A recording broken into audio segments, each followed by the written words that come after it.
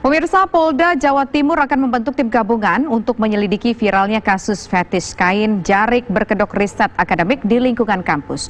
Polisi juga akan berkolaborasi dengan pihak kampus untuk menelusuri keberadaan Gilang yang disebut dalam media sosial. Sebelumnya, pemirsa, beredar foto dan video yang diduga dilakukan seorang mahasiswa mengikat dan membungkus korbannya dengan kain batik layaknya sesosok jenazah. Viralnya dugaan kasus pelecehan seksual fetis kain jarik yang meresahkan di masyarakat membuat Polda Jatim segera membentuk tim gabungan untuk menyelidikinya. Tim terdiri dari Subdit Siber Ditreskrimsus Polda Jatim dan Subdit Jatanras Ditreskrimum Polda Jatim. Tim ini akan berkolaborasi dengan pihak kampus untuk menelusuri jejak Gilang, seseorang yang disebut dalam media sosial tersebut diduga telah melakukan tindakan pelecehan seksual melalui fetish kain jarik berkedok riset akademis. Namun hingga saat ini belum ada laporan terkait kasus yang tengah viral tersebut. Ya, untuk sejauh ini kan laporan memang belum kita terima, namun dalam wujud keresahan masyarakat tentu implementasinya Kepolisian Polda Jawa Timur ini langsung menindaklanjuti dalam proses penyelidikan. Dan untuk akun sendiri, apakah itu akun dari si akunnya Gilang? Benar, ya, akunnya benar, sudah kita dapati, namun tidak menutup kemungkinan kita juga akan berkolaborasi dengan UNER. Sebelumnya, ranah media sosial heboh usai munculnya sejumlah foto dan video. Seseorang dibungkus dengan kain jarik batik atau diikat dengan plester lakban. Perilaku menyimpang dilakukan oleh seorang pria yang mengaku bernama Gilang. Pelaku juga mengaku sebagai mahasiswa semester akhir Fakultas Ilmu Budaya di Universitas Airlangga, Surabaya. Perilaku seksual menyimpang yang viral terungkap setelah salah satu korban mengunggah cuitan di media sosial. Identitas terduga pelaku Gilang dibenarkan oleh Universitas Airlangga, Surabaya. Pertama, bahwa informasi tentang mahasiswa itu benar adanya, yang bersangkutan itu ada catatannya dan dia semester 10, dan kemudian bahwa dia ada yang pernah melapor itu belum pernah. Jadi pihak FIB baru tahu juga dari informasi-informasi di medsos itu. Nah, atas dasar informasi itu melakukan pelacaan, tetapi karena belum bisa dihubungi. Nah, apabila kemudian dalam pelacaan itu benar adanya, maka pihak fakultas akan mengambil tindakan dan menyerahkan kepada yang berwenang. Artinya fakultas tidak melindungi terhadap tindakan perilaku yang ditunjukkan di IG dan sebagainya itu. Selain itu, pihak kampus tidak akan melindunginya secara hukum jika mahasiswanya terbukti melakukan perilaku seksual menyimpang. Bahkan yang bersangkutan bisa dipecat dari Universitas Airlangga. Dari Surabaya, Jawa Timur, Syamsul Huda, TV One, mengabarkan. Pemirsa, untuk mendalami kasus fetis kain jarik berkedok riset akademik di lingkungan kampus di Surabaya, kami ajak Anda berdialog dengan psikolog klinis forensik, Mbak Cassandra Putranto. Selamat sore, Mbak Cassandra. Assalamualaikum. Waalaikumsalam warahmatullahi wabarakatuh. Mbak Cassandra, sebelum kita masuk ke kasus yang dialami oleh diduga seorang mahasiswa UNAIR ini, kami butuh penjelasan lebih lengkap mengenai fetis ini apa sebenarnya, Mbak? Penyimpangan seksual seperti apa? Silakan, Mbak Cassandra.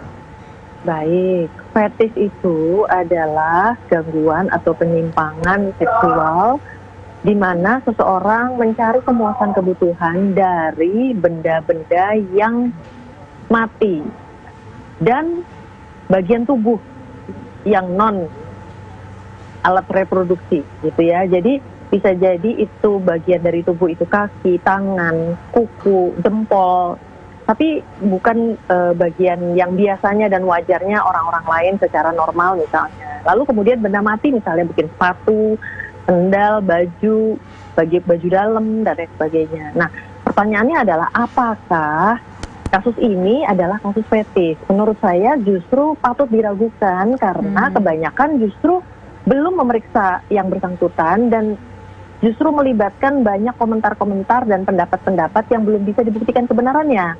Jadi seharusnya ada pemeriksaan terlebih dahulu terhadap pelaku, paling tidak apabila ternyata pelakunya belum ditemukan, lalu kemudian juga mungkin bisa dilakukan pemeriksaan terhadap korban. Nah, korban inilah yang harus kita lihat apa saja sih yang sudah pernah dilakukan, karena mungkin misalnya ada foto, kemudian ada dibungkus, kemudian ada dilakban, kemudian ada diikat.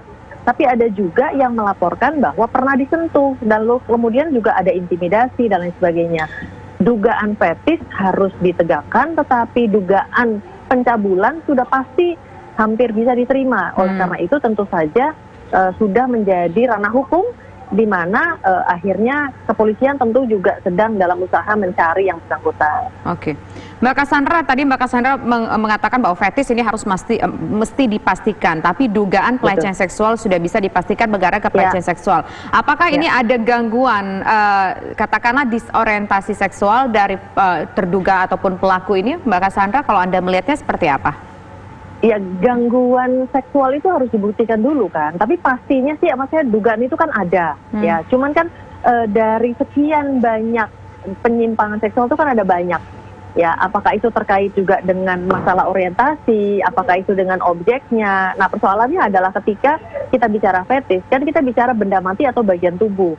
Nah, sementara konon katanya ada yang ada fotonya saja, ada yang mungkin dibungkus lalu kemudian diikat dan dilakban, ada yang bahkan tidak pakai jarit. Jadi kan ini berarti tidak konsisten antara satu dengan yang lainnya. Nah, ini harus dikumpulkan semuanya, lalu kemudian juga harus dilakukan assessment, pemeriksaan terhadap korban, dan baru dapat kita kembangkan apakah betul ini termasuk fetis atau bukan. Saya yakinnya juga mungkin ada kemungkinan lain gitu, dugaan lain itu juga patut diperhitungkan, karena sekarang ini justru semua orang sudah semakin yakin bahwa itu fetis dan sudah langsung memberi nama yang menurut saya justru belum boleh dilakukan.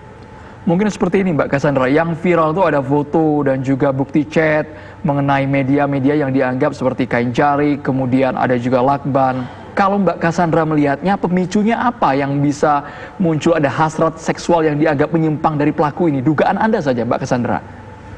Begini, kalau kita katakan bahwa fetis dugaannya apa bisa, tapi saya khawatir nanti apa yang saya sampaikan ini akhirnya menjadi mengarah kepada kasus tersebut. Persoalannya adalah di kasus ini aja, mungkin saya rasa hanya saya yang meragukan bahwa itu fetis gitu, karena semuanya udah langsung mengeluarkan pendapat bahwa ini fetis dan diyakini kebenarannya dan bahkan sudah dilabel.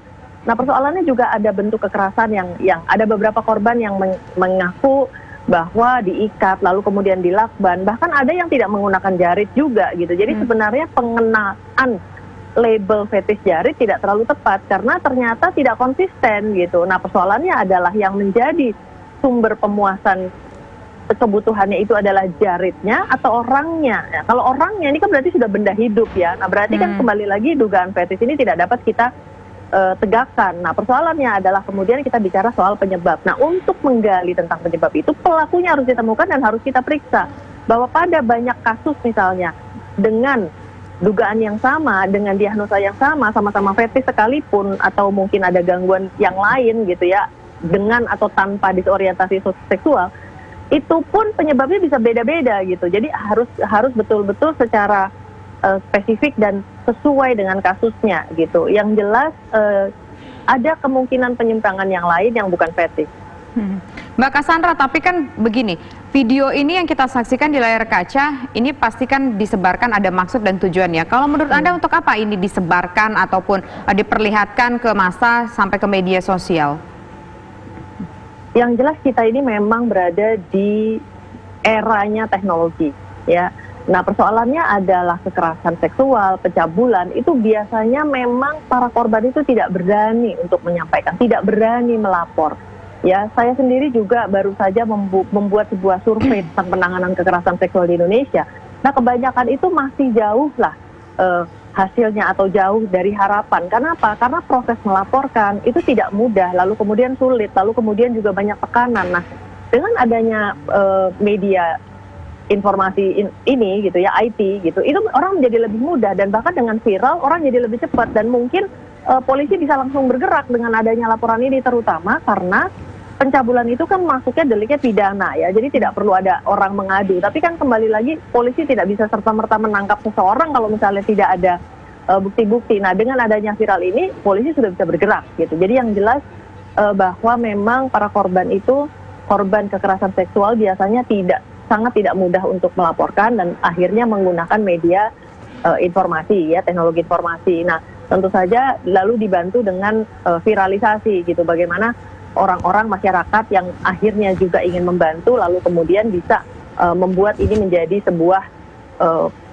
isu yang sangat heboh. Nah, kemungkinan yang kedua adalah yang saya ingin sampaikan juga adalah bahwa ketika gangguan ini disebarkan, ini juga mengandung dampak yang negatif sebenarnya. Karena saya cukup prihatin ketika selama 2 hari terakhir ini semua giat meliput, lalu kemudian membahas dan lain sebagainya. Karena di satu sisi memang membuat kita menjadi tahu, tetapi di sisi lain itu bisa membuat ide dan membuat inspirasi. Jadi saya berharap bahwa tentu saja peliputan ini sesuai dengan porsinya dan tentu saja jangan sampai akhirnya justru membangkitkan rasa ingin tahu anak-anak yang terus kemudian nanti jadi ikut mencoba, dan bukan tidak mungkin dengan menyaksikan, dengan menonton itu justru akhirnya menjadi menumbuhkan keinginan dan minat pada remaja Indonesia. Sepakat soal itu Mbak Sandra, kami juga sedang mengejar polisi dan juga pelakunya atas nama terduga Gilang ini, tapi sejauh ini belum ada tanggapan sama sekali. Tapi dari riset yang pernah Anda lakukan, kasus-kasus fetis yang pernah terjadi, mungkin bukan hanya di Indonesia, tapi juga di luar negeri, apa sebenarnya yang menjadi pemicunya? Mengapa dianggap ada penyimpangan seksual yang jelas kalau kita lihat di video itu ya tidak wajar sama sekali di Indonesia, Mbak Cassandra? Ya.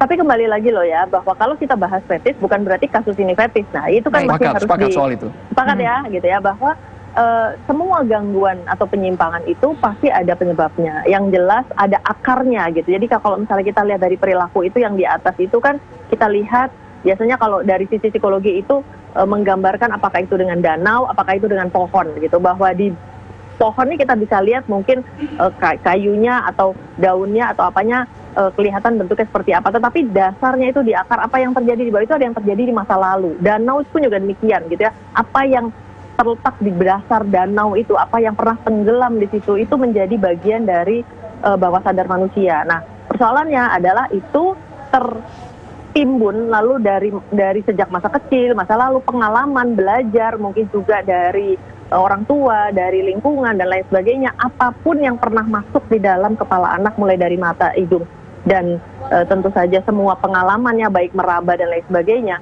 itu akhirnya menjadi sebuah pengalaman yang unik gitu. Nah, salah satunya adalah kemudian ternyata salah satu pengalaman unik itu menimbulkan kepuasan.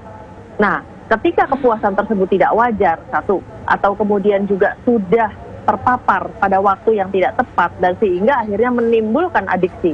Jadi proses ini adalah sebenarnya juga proses yang panjang ketika juga orang tua mungkin tidak bisa atau mungkin gagal atau lalai memantau pola perkembangan anak, di mana anak ini bisa mendapatkan paparan yang tadi saya peroleh, apakah yang saya katakan apakah anak ini memperoleh dari secara langsung orang melakukan kepadanya atau mungkin lewat media. Nah, ini juga yang menjadi satu keprihatinan adalah ketika teknologi informasi kita menjadi semakin tinggi, kemungkinan seseorang untuk mempelajari hal tersebut atau terpapar oleh hal tersebut menjadi lebih besar.